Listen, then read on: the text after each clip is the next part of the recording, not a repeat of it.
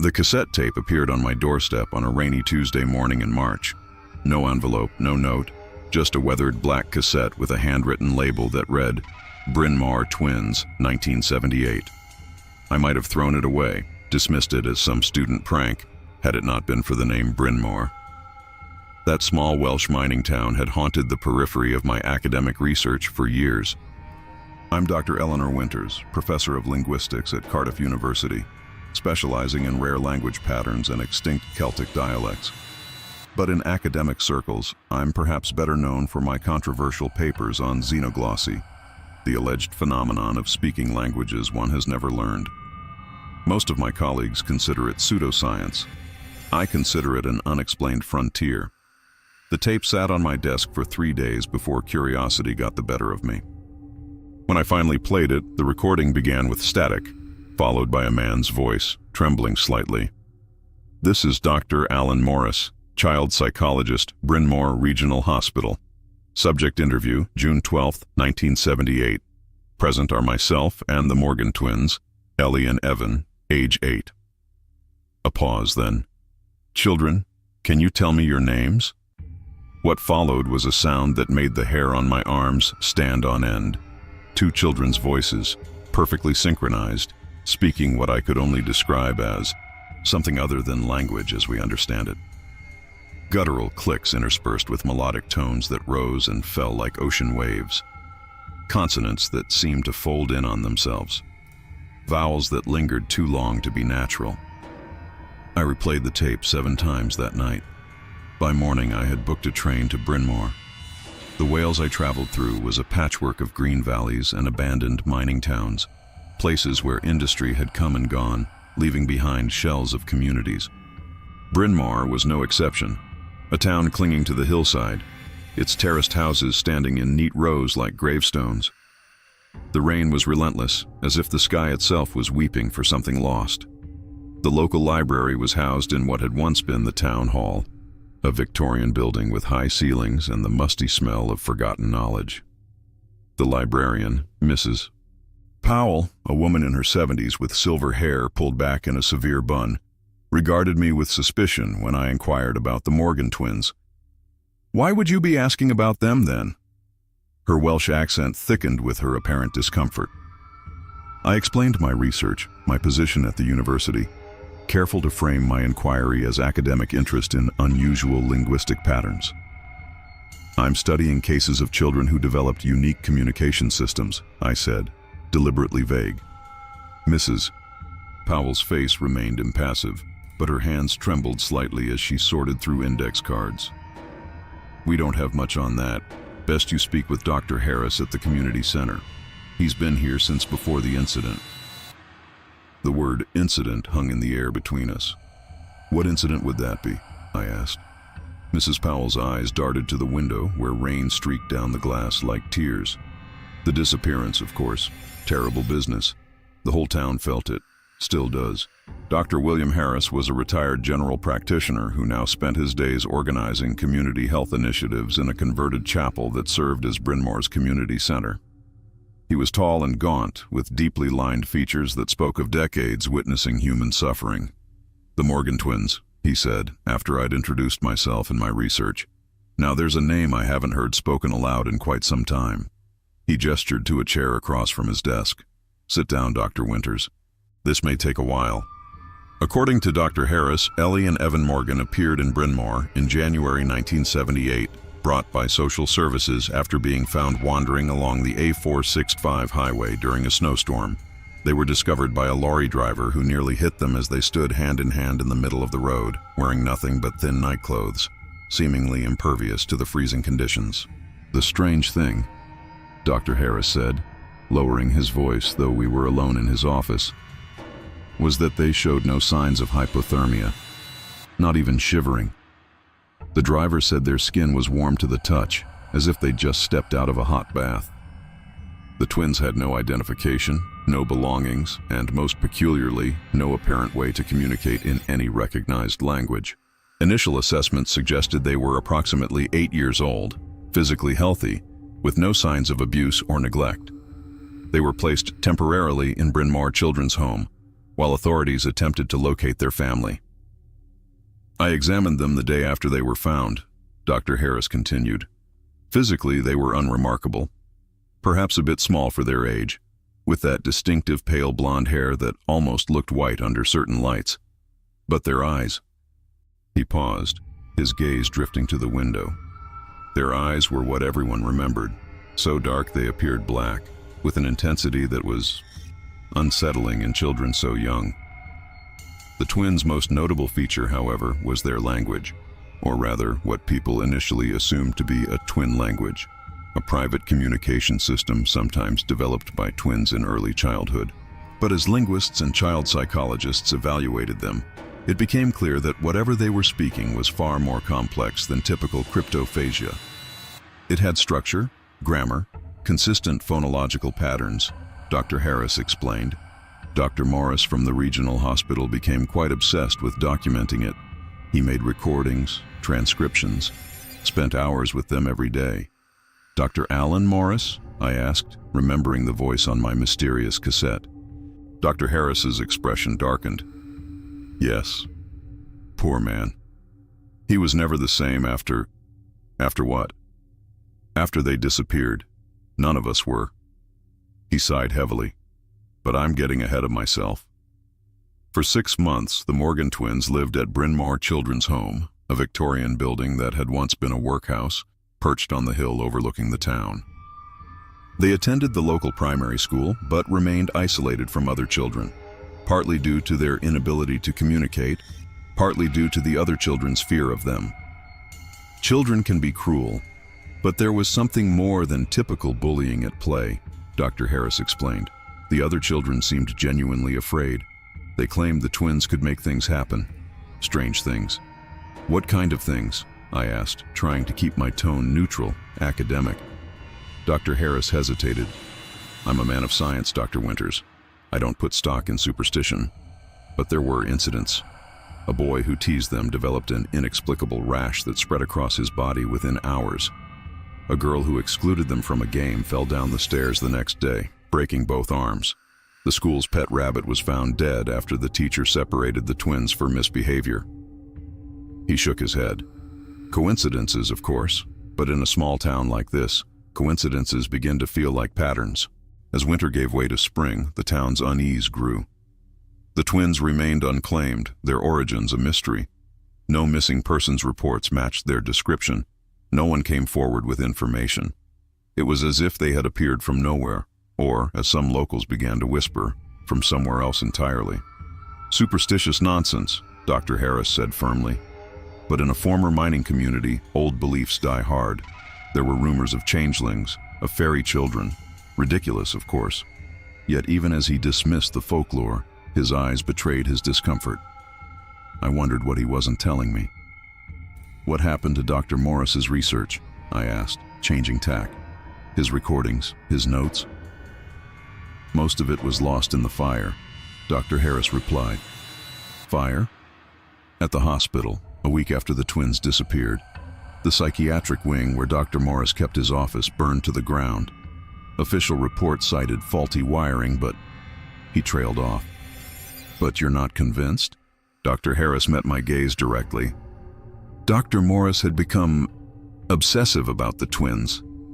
He claimed to be making breakthroughs in understanding their language, said it had patterns that connected to ancient Welsh, but also to something older.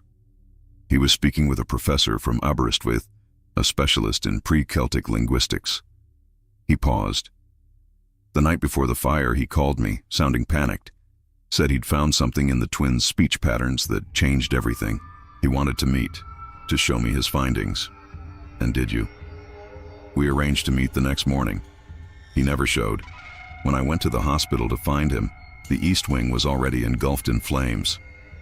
Dr. Harris's voice had dropped to barely above a whisper. They found his body in his office. The official report said he was overcome by smoke inhalation while trying to save his research. The air in the room felt suddenly heavy, charged with the weight of buried secrets. Outside, the rain intensified, drumming against the windows like impatient fingers. And the twins? I asked quietly. When exactly did they disappear? The same night as the fire. The night watchman at the children's home checked on them at midnight. They were asleep in their beds. By morning, they were gone. No signs of forced entry, no indications they'd packed or prepared to leave. Their beds were made, night clothes folded neatly on their pillows. Was there a search? The most extensive in the town's history. Police, volunteers, dogs. They searched the mountains, the old mine shafts, the reservoirs. Nothing. It was as if they'd vanished into thin air. He leaned forward. There was one thing, though.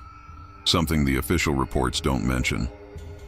I waited, hardly breathing. The night they disappeared, every dog in Bryn Mawr howled from sunset to sunrise. And at the children's home they found markings. Markings? On the wall above their beds, symbols etched into the plaster, not carved or painted. It was as if they'd been burned into the wall. Symbols no one recognized except... He hesitated. Except Dr. Morris had drawn similar symbols in his notes, said they represented phonemes in the twins' language. The revelation sent a chill through me. Do you have photographs of these markings? Dr. Harris shook his head. The children's home was demolished in the early 80s. Asbestos concerns officially. Though some say the real reason was that strange things kept happening in the twins' former room. Children would sleepwalk there, report hearing voices. One girl claimed the twins spoke to her through the wall, told her they were waiting in the in-between. As our conversation concluded, Dr. Harris seemed relieved to have shared his knowledge, as if unburdening himself of a weight carried for decades. Before I left, he wrote down the name and address of Margaret Jones, the matron who had overseen the children's home in 1978. If anyone knows more about the twins, it's Maggie, he said. But I should warn you, she doesn't speak of them willingly. Says it brings bad dreams. The rain had subsided to a gentle mist as I made my way to Bryn Terrace, where Margaret Jones lived in a small stone cottage at the end of a row of identical houses. The street had the quiet desolation of a place where most residents had either died or moved away, leaving behind only the stubborn few who couldn't imagine life elsewhere. Margaret Jones was one of those stubborn few. In her late 70s now, she had the robust build of a woman who had spent her life in physical work. Her face weathered, but her eyes sharp and assessing as she opened the door to my knock.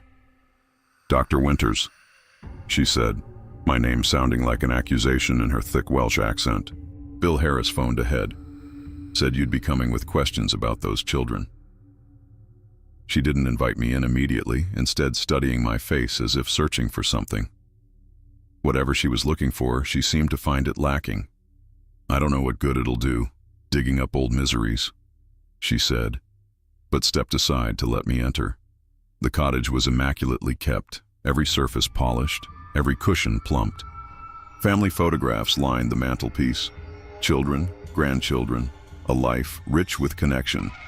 It stood in stark contrast to the story I had come to discuss. Over tea served in delicate china cups that looked too fragile for her work-worn hands, Margaret Jones shared her memories of the Morgan twins. Her account aligned with what I'd already learned, but with the intimate details only a caregiver would notice. "They moved like one person in two bodies," she said. "Never saw twins so connected. If one got a scrape, the other would cry out in pain. They slept in the same position, ate at the same pace. Even their heartbeats synchronized. The nurse confirmed it during their checkups." "And their language?" I prompted. Margaret's expression tightened. "Wasn't natural, that way they spoke. Made the other children cry sometimes, just hearing it. Made the staff uneasy too, though we tried not to show it." She took a sip of tea. There was a rhythm to it, like music almost, but wrong somehow, like music played in a key that shouldn't exist. She described how the twins would stand by the windows at night, speaking their strange language to the darkness. How birds would gather on the sill when they did this, dozens of them, silent and watching. How plants in their room grew at extraordinary rates, twisting toward them instead of toward the sunlight. "We had a cat at the home, a mouser," Margaret continued. "Fearless thing, had to be to keep the rodents down in that old building. But it wouldn't go near their room, would hiss and back away. Fur all stood up. She set down her cup with a decisive clink. Animals know things we don't. I asked about the night of their disappearance, and Margaret's demeanor changed instantly. She stood and walked to the window, her back to me. I wasn't on duty that night, she said, her voice flat. My daughter was ill. I'd swapped shifts with Ann Pritchard. Could I speak with Ann? I asked. You could, if she were still alive. She killed herself 6 months after the twins vanished, hung herself in her garden shed, left a note that just said, "They're coming back, and I can't be here when they do." I felt a coldness that had nothing to do with the room's temperature. What do you think happened to them, Mrs. Jones? She turned to face me, her expression grim. I think some questions are better left unanswered, Dr. Winters. But if you're determined to keep asking.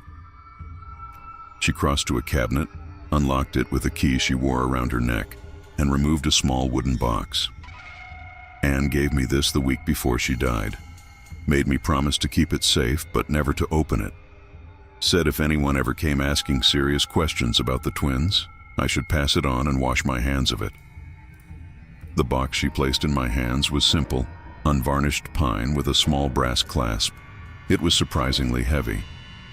I've honored half her request, Margaret said. Kept it safe all these years, never looked inside. Now it's your burden. She sat back down, suddenly looking every one of her years. There's something else you should know, something I've never told anyone. I waited, the box heavy in my lap. The day before they disappeared, I found them in the garden. They were sitting in the dirt, drawing those symbols of theirs with sticks. A whole circle of them. When they saw me watching, they smiled. First time I'd ever seen them smile, and said something I almost understood. In English? I asked, surprised. No, in their language, but for just a moment it was like my mind translated it. Like I could hear past the strangeness to the meaning underneath. Her hands trembled slightly as she reached for her tea. They said, "The door opens when the stars align." Then they went back to drawing their symbols, and the moment passed. Margaret refused to say more after that, claiming fatigue. As she showed me out, she gripped my arm with surprising strength. "Whatever you're looking for, I hope you don't find it," she said. "Some mysteries protect us by staying mysteries." I took a room at the Red Lion, the only inn still operating in Bryn Mawr. The building dated back to the 18th century, with low ceilings and a perpetual smell of damp and wood smoke. My room was small but clean, with a window overlooking the main street. Once alone, I placed Ann Pritchard's box on the bed and sat looking at it for a long time. Outside, twilight deepened into night. The street lamps cast pools of yellow light that seemed to emphasize the darkness rather than dispel it. Finally, I opened the box. Inside was a small notebook, its cover stained and weathered, and a cassette tape similar to the one that had been left on my doorstep. The notebook proved to be Ann Pritchard's diary from January to June 1978. Most entries were mundane, notes about work schedules, grocery lists, complaints about the weather. But scattered throughout were observations about the twins. February 3rd, 1978. The Morgan children spoke to each other for an hour straight tonight in that language of theirs. I recorded some on the tape recorder my son got me for Christmas. Playing it back gave me a headache so bad I had to lie down. There's something about the rhythm that makes my teeth ache. February 15th, 1978. Dr. Morris spent all afternoon with the twins. He's teaching them English, but they're teaching him too. He was speaking a bit of their language when he left. Just simple phrases, he said. He looked feverish, excited, said their language has mathematical properties unlike anything in recorded linguistic history. March 20th, 1978. Found the twins sleepwalking last night. They were standing at the window, foreheads pressed against the glass, speaking in unison. When I touched Ellie's shoulder, they both turned at exactly the same moment. Their eyes were open, but didn't seem to see me. They said something that sounded like, "Ignai, Ignai." Then they went back to bed as if nothing had happened. I dreamed of dark water all night. The entries continued in this vein, documenting increasingly strange behavior as spring progressed. Anne described how the twins began drawing their mysterious symbols everywhere, in the dirt, in condensation on windows, in their school books. How they would sometimes speak in perfect unaccented English, but only to repeat the same phrases. The door is thin here. They're waiting for us. The stars are almost right. The final entry was dated June 20th, 1978, the night of their disappearance. They know I'm watching them. They smiled at me tonight when I checked on them before lights out. First time I've ever seen them smile. It was wrong somehow. Too wide. Too many teeth. I must be imagining things. Dr. Morris called earlier, sounding strange. Said he needs to see the twins first thing tomorrow, that he's discovered something about their language that changes everything. Said it's not a language at all, but a key. I'm writing this at my station outside their room. It's midnight, and everything is quiet except for them.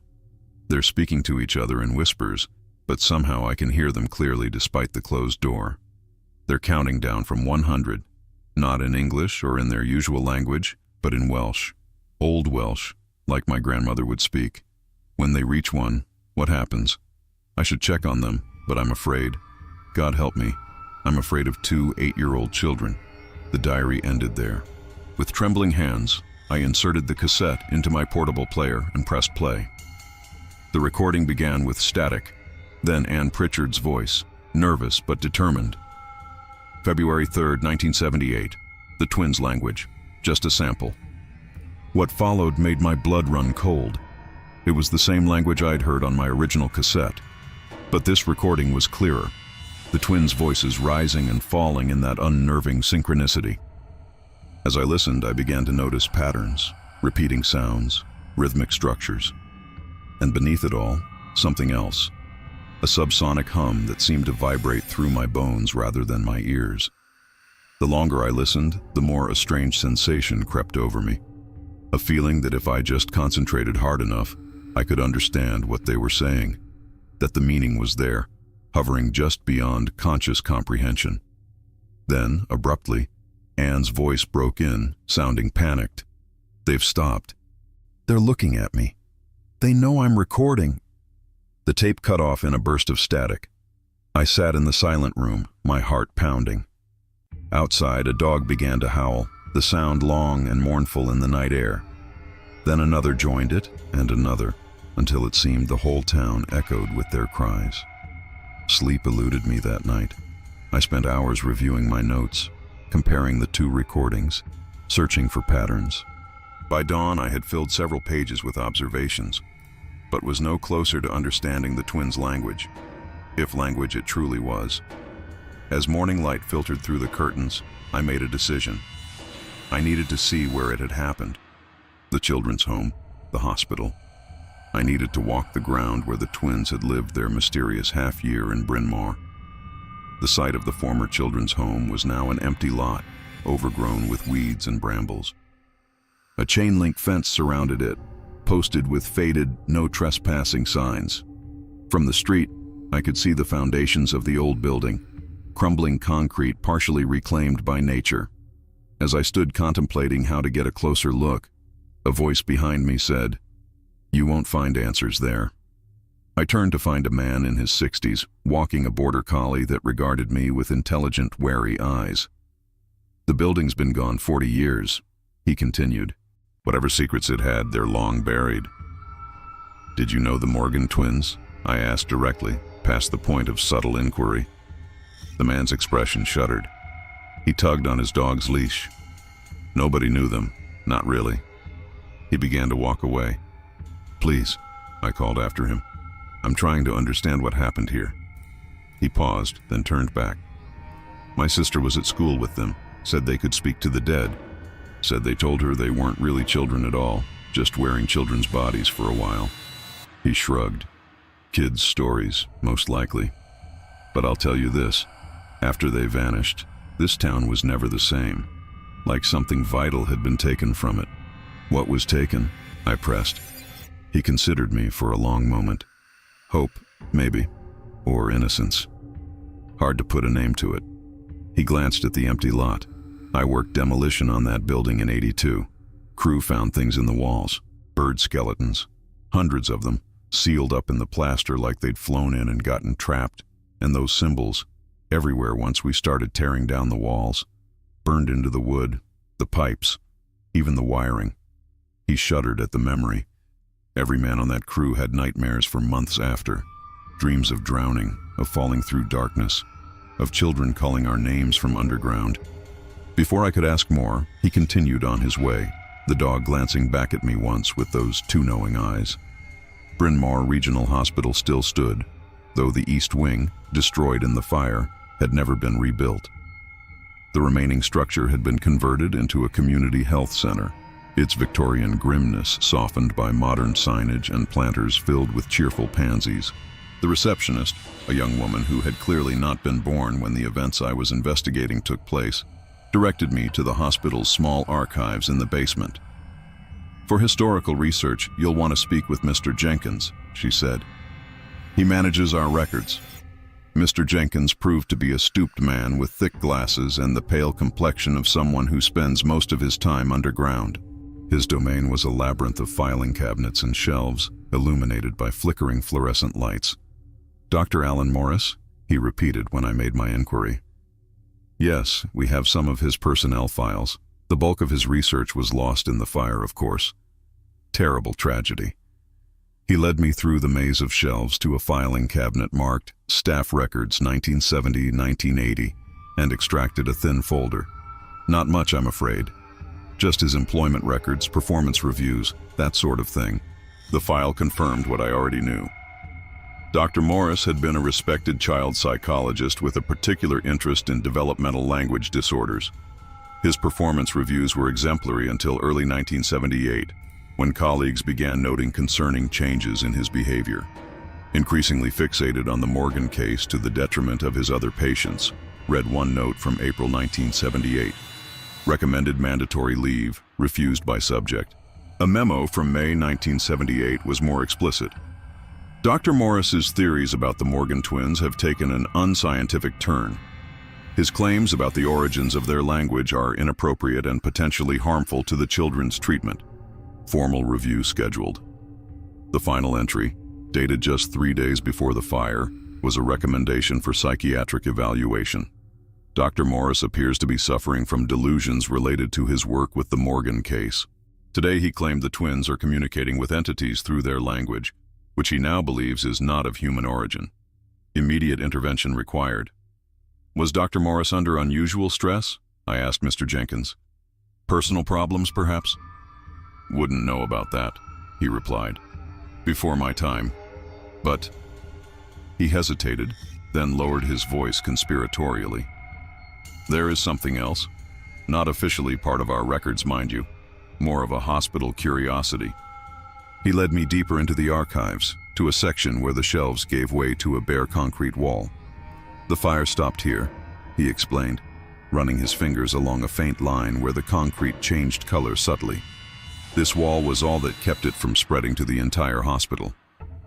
At first I didn't see what he was showing me. Then, as my eyes adjusted to the dimmer light in this section, I noticed them, faint markings on the concrete, similar to those Dr. Harris had described.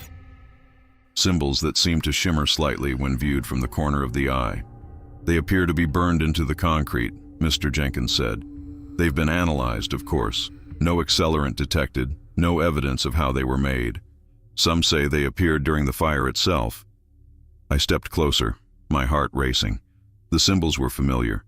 I had seen similar marks in Anne Pritchard's notebook, in her drawings of the twins' writing. Do you know what they mean?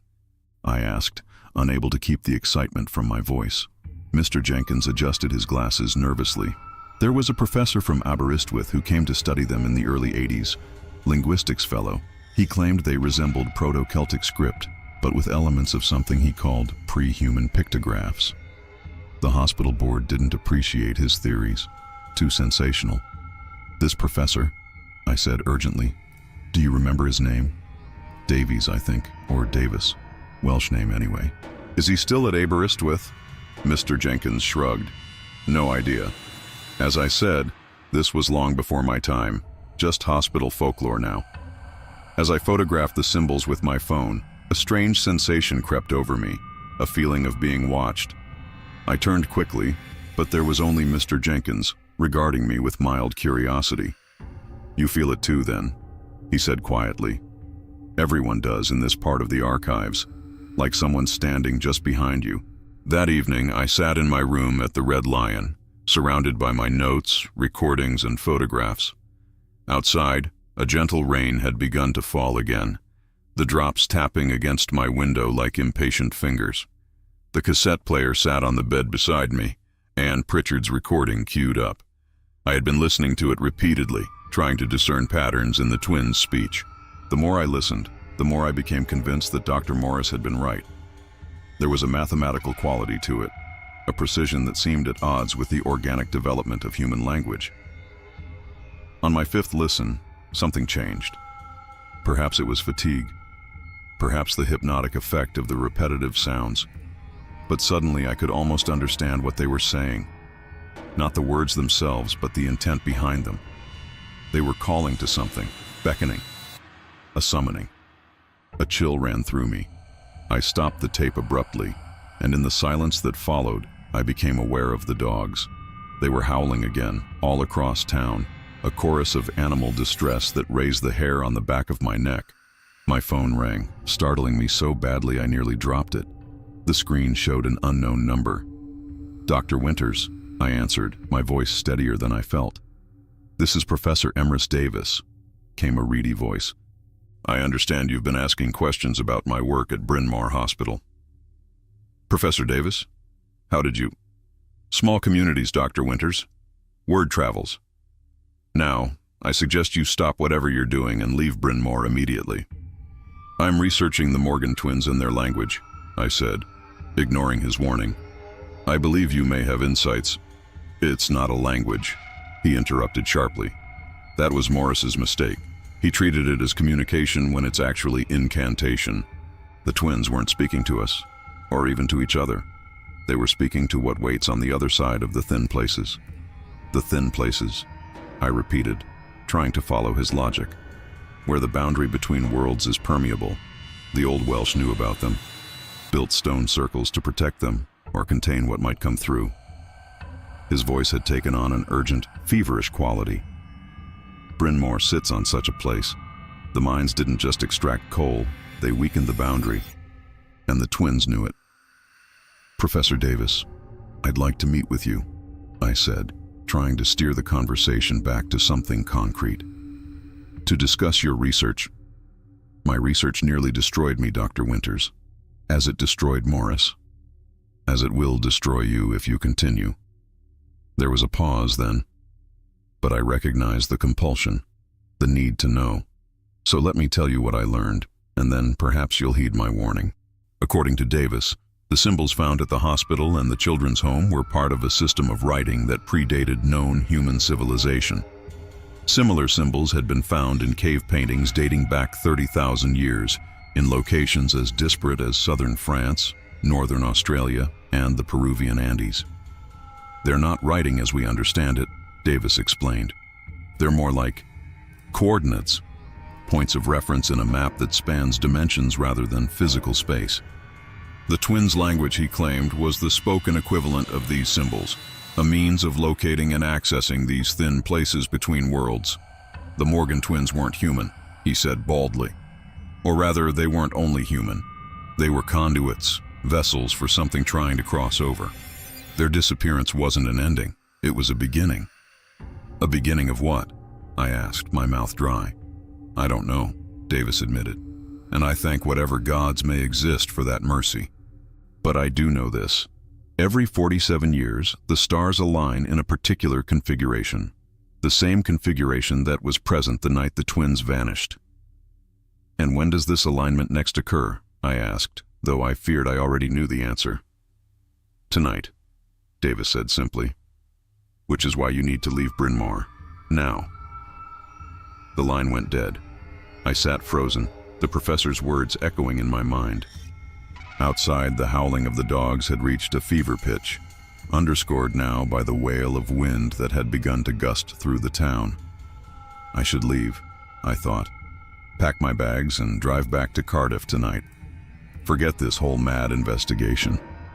But even as the thought formed, I knew I wouldn't. Couldn't. The mystery had its hooks in me too deeply now. Instead, I gathered my notes, the cassette player, and a flashlight.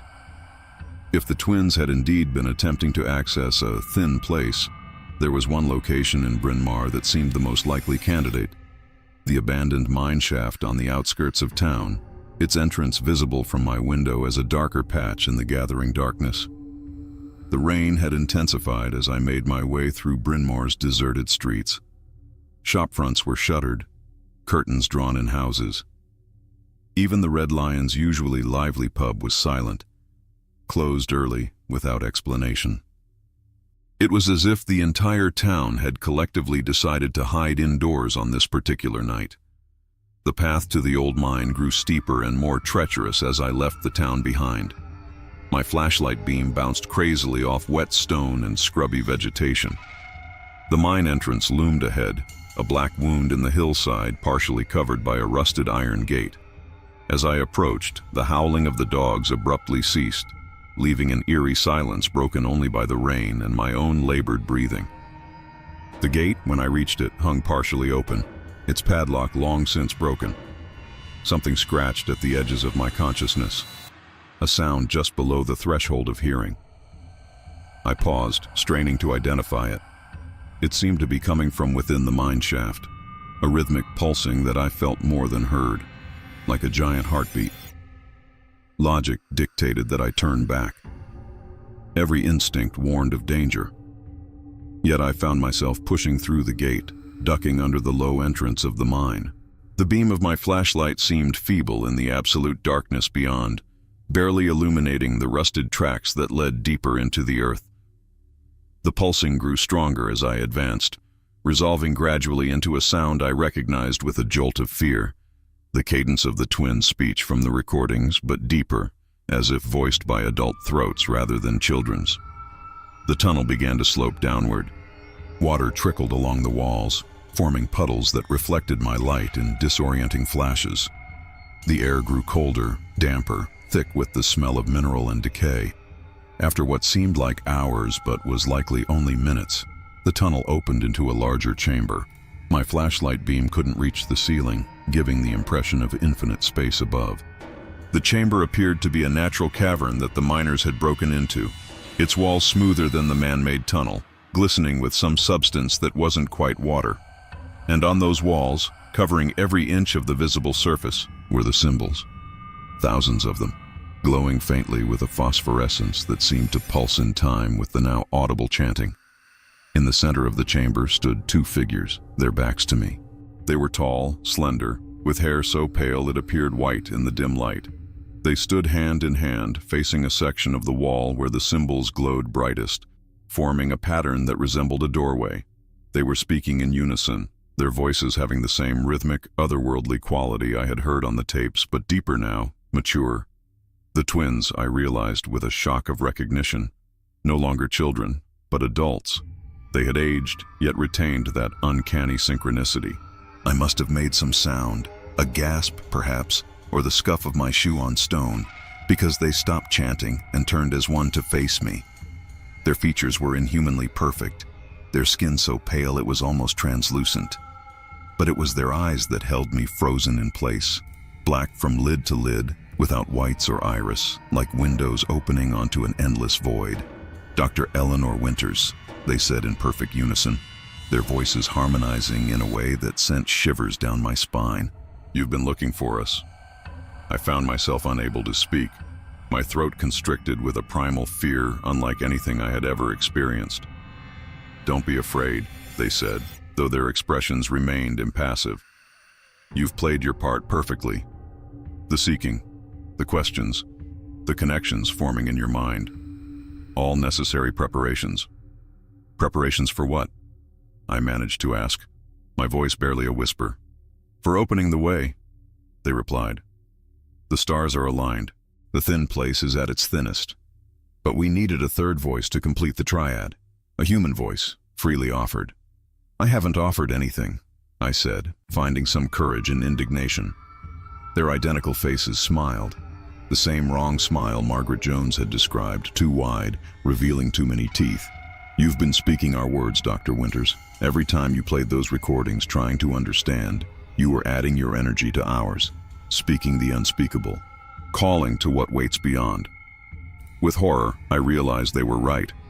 In my obsessive listening, my attempts to discern patterns, I had begun to unconsciously mimic the sounds, mouthing them silently as the recordings played. "What are you?" I asked, though I wasn't sure I wanted the answer. "We are the heralds," they said. "The preparation. What comes after us is beyond your comprehension." They turned back to the wall, where the symbol doorway now pulsed with increasing intensity. The chanting resumed, but now I could understand the words, as if a veil had been lifted from my mind. "The stars are right.